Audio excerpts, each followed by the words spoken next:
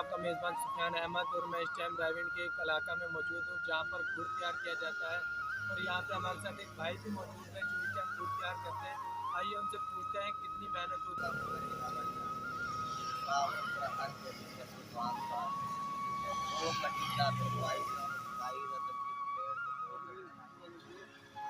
अच्छा, ये गुड़ तैयार करने में कम से कम भी 1.5-2 घंटे का वक्त चाहिए गुड़ तैयार करने में।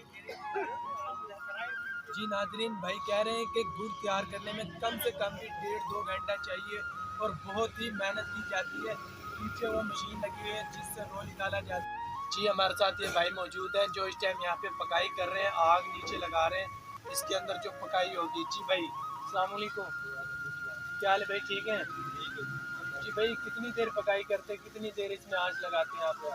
भाई इसमें 45 मिनट आग लगती है। जी 45 मिनट के बाद फिर जाता है, गुड़ बन जाता है। उसको हिला कर ना हम फिर बेचने लगाते हैं, वो बड़ी लगा कर ना गुड़ बन जाता है। और ये जो है आग लगी उसका धुआं उधर से निकलता है।